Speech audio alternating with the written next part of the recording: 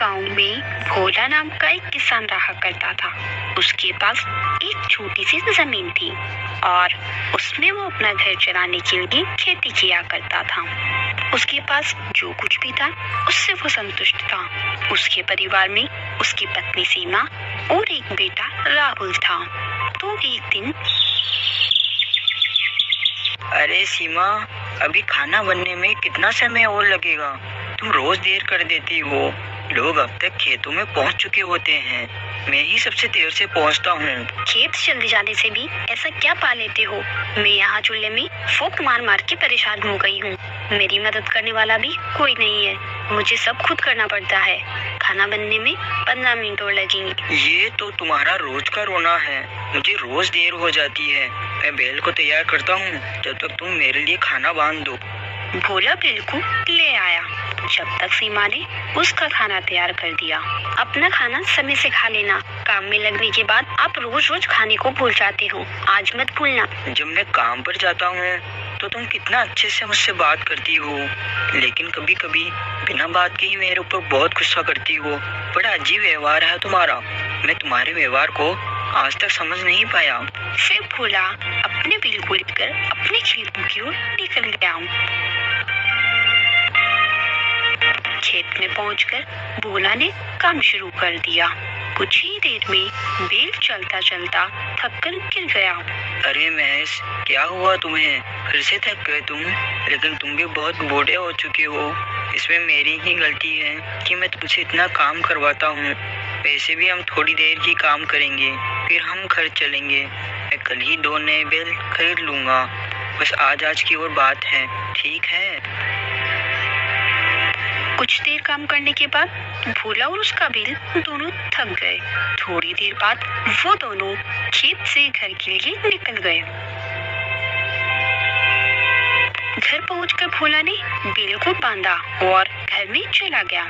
सीमा, बैल को खाने के लिए घास डाल दो और पीने के लिए पानी डाल दो और मेरे लिए खाना लगाओ। मैं हाथ पैर धोकर आता हूँ। सारा दिन घर का काम करके और खाना बनाकर मैं थक गई हूँ। अब मुझ में ताकत नहीं है। अब आप खुद ही अपना खाना ले लो और खा लो, और बैल को भी आप ही चरा डाल दो। मेरा कहा तो तुम कभी करोगी ही नहीं ना। चलो तुम मुझे खाना परोसो और फिर जो करना है तुम वो करो। फिर भोला ने खाना खाया और अपने बैल को चारा डालकर पानी पिलाया। फिर रात होने पर, कल मुझे दूसरे गांव जाना है नए बैल खरीदने के लिए। पता नहीं नए बैल खरीदने में कितने का खर्चा आएगा। अरे हमारे पास ये बैल तो है, फिर नए बैल की क्या जरूरत है? पैसे बर्बाद मत करो। राहुल बड़ा हो रहा है, उसे हमें शहर पढ़ने के लिए भी भेजना है। अब अपना बैल बूढ़ा हो चुका है, वो बेचारा खेत में मेहनत नहीं कर पाता, तो अब अपने खेत में काम नहीं हो पाएगा। इसलिए मैं 2 नए बैल खरीदने की सोच रहा हूँ।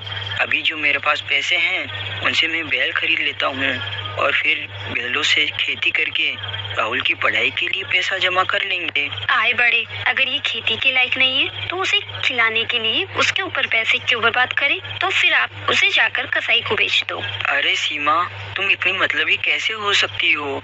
महेश इतने सालों से हमारे साथ है, हमारे लिए बेचारे ने कितना काम किया है। मैंने क्या गलत बोल दिया?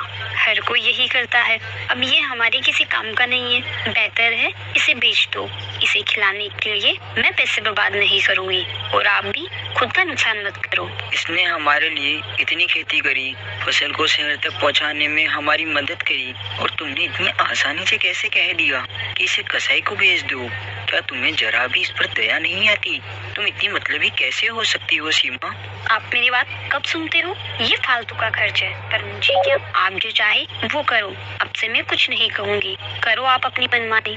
मुझे किसी चीज की परवाह नहीं है। महेश ने इतने समय से हमारी सेवा की है, तो ये मेरे मरने तक मेरे साथ ही रहेगा। मुझे अब तुम्हारे साथ झगड़ा करने का कोई शौक नहीं है। मुझे कल सुबह शहर जाना है। बेहतर यही है कि अब मैं सो जाऊं। मुझे भी आपके साथ लड़ाई करने का कोई शौक नहीं है। आप वैसे भी अपनी मर्जी से ही चलोगे। अगले दिन सुबह होते ही भोला नए बैल खरीदने के लिए दूसरे गांव की ओर निकल जाता है। अरे क्या हुआ भोला, आज तुम यहाँ कैसे? मैं यहाँ 2 जवान बैल लेने आया हूँ, क्या तुम्हारे पास है? हाँ हाँ, क्यों नहीं। 15 दिन पहले ही मैंने 2 जवान बैल खरीदे हैं। एक किसान मुझे बेचकर गया था, बेचारे को पैसों की बहुत जरूरत थी। चलो मैं तुम्हें वो बैल दिखा देता हूँ। फिर व्यापारी भोला को बैलों के पास ले जाता है।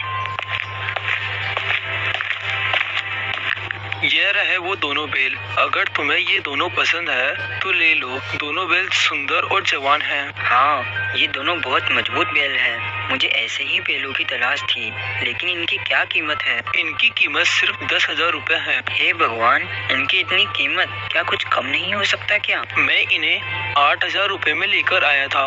एक बैल 4,000 रुपए का है और मैं इन्हें 15 दिन से खिला रहा हूँ। और तुम्हें तो पता ही है, जवान बैल खाते भी बहुत हैं। अब इनके ऊपर जो मेरा खर्चा हुआ है वो तो मुझे इनकी कीमत में जोड़ना ही पड़ेगा ना। वो तो मैं समझ गया, लेकिन मैं तुम्हें केवल इनके 9,000 रुपए ही दे सकता हूँ, मतलब एक बैल के 4,500 रुपए। चलो ठीक है बोला, तुम 9,000 रुपए ही दे दो, क्योंकि मैं तुम्हें कई सालों से जानता हूँ, इसीलिए मैं तुम्हें 9,000 रुपए में दे रहा हूँ। लेकिन खेती के लिए बारिश पर निर्भर है। पिछले साल की तरह इस साल अगर बारिश नहीं हुई तो तुम्हारे लिए ये नुकसान का सौदा होगा। तुम बैलों के लिए इतनी रकम क्यों खर्च कर रहे हो?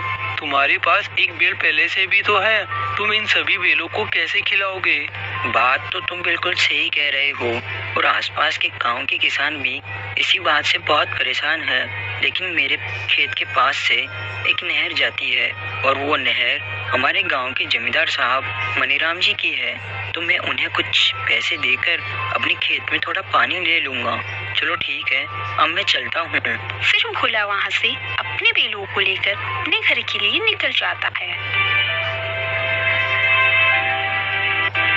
कुछ देर चलने के बाद वो अपने बैलों के साथ अपने घर पहुँच गया। ये देखो, मैं 2 नए बैल ले आया हूँ, देखो और बताओ कैसे लगे? क्या बात है, ये बैल तो बड़े ही ताकतवर नजर आ रहे हैं, लगता है काफी महंगे होंगे। और क्या कीमत दी आपने इनकी? ये सस्ते तो नहीं हो सकते, है ना? हाँ, तुम्हारा कहना बिल्कुल सही है। ये बैल जवान और ताकतवर है, इसीलिए मुझे इनके लिए मेरी सारी जमा पूंजी देनी पड़ गई। लेकिन ये हमारी खेती और हमारे आने जाने के लिए लंबे समय तक काम आएंगे। आप जिस व्यापारी से इन बैलों को लेकर आए हो, तो आप उसी व्यापारी से अपने इस पुराने बैल की बात कर लेते। तुम अपनी फालतू की बातें बंद करो। जब तक ये या मैं मर नहीं जाते, तब तक हम साथ रहेंगे। आगे से तुम इसके बारे में कुछ नहीं बोलोगी। ठीक है, लेकिन अपने सारे पैसे तो इन बैलों पर ही खर्च कर दिए। अब आप खेत के लिए बीज कैसे लेकर आओगे? कहाँ से आएंगे अपने पास पैसे? और इस साल बारिश नहीं हुई तो अपन क्या करेंगे? अरे इसकी चिंता तुम मत करो, मैं आज ही अपने गांव के सेठ हीरालाल से कुछ पैसे उधार ले लूंगा और उनसे बीज ले आऊंगा, और थोड़े पैसे जमींदार को देकर अपने खेत के लिए पानी ले लूंगा। फिर अगले दिन भोला सेठ हीरालाल के यहाँ जाता है। सेठ जी, आप मुझे कुछ पैसे उधार दे दीजिए, मैं इस बार की खेती करके आपके पैसे लौटा दूंगा। मेरे पास जो भी पैसे थे, मैंने उन पैसों से 2 नए बैल खरीद लिए। अब मुझे बीज लेने के लिए और पानी के लिए पैसे चाहिए, और मैं पानी के लिए जमींदार जी को कुछ पैसे दे दूंगा और उनकी नहर से अपने खेत के लिए थोड़ा पानी ले लूंगा। भोला की ये बात सुनकर सेठ हीरालाल बहुत गुस्सा हो जाता है। भोला, तुम अपनी औकात से बाहर बात कर रहे हो।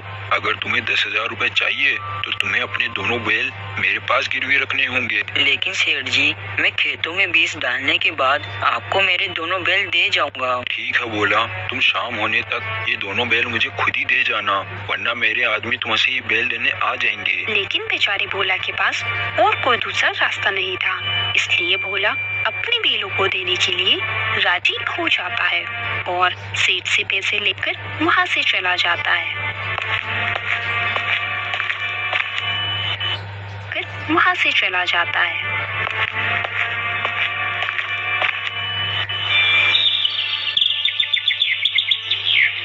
फिर अगले ही दिन से भोला खेतों में काम शुरू कर देता है। भोला सुबह से लेकर शाम तक अपने खेत में बहुत मेहनत करता और बीज बो देता है। फिर शाम होने पर सुनो, आज तुम्हें नए मालिक के पास जाना पड़ेगा, लेकिन तुम चिंता मत करो, मैं तुम्हें जल्दी ही वहाँ से छुड़वा लूंगा। जैसे ही मेरी फसल कटेगी मैं वैसे ही सेठ जी को पैसे देकर तुम्हें वहाँ से छुड़वा लूंगा। फिर भोला उन बेलों को लेकर सेठ हीरालाल के यहाँ चला जाता है और हीरालाल को दोनों बेलों को देकर वापस अपने घर चला जाता है। कुछ ही महीने में भोला की फसल तैयार हो जाती है। मैं कल ही फसल को काटकर मंडी में बेच आऊंगा और मेरे दोनों नए बैलों को छुड़वा लूंगा। फिर भोला अपने घर चला जाता है। उधर ये बात सेठ हीरालाल को सारी बात उसका आदमी बता देता है। अगर भोला ने कल फसल काट ली तो वो मुझे पैसे दे देगा और अपने बैल छुड़वा लेगा। मुझे ऐसा कुछ करना पड़ेगा जिससे भोला मेरे पैसे नहीं चुका पाए और मैं उसके दोनों बैल हड़प लूं और साथ ही साथ उसकी जमीन भी हड़प लूं। सेठ जी, अगर अपन भोला की फसल में आग लगा दे तो भोला कल कौन सी फसल काटेगा? ना रहेगी बांस, ना बजेगी बांसुरी। हाँ, तुम बिल्कुल सही कह रहे हो, लेकिन ये काम तो आज रात ही करना पड़ेगा। फिर रात होने पर सेठ हीरालाल और उसका आदमी दोनों भोला के खेत में चले जाते हैं और वहां जाकर भोला की फसल में आग लगा देते हैं और वापस वहां से चले जाते हैं। अगले दिन सुबह होने पर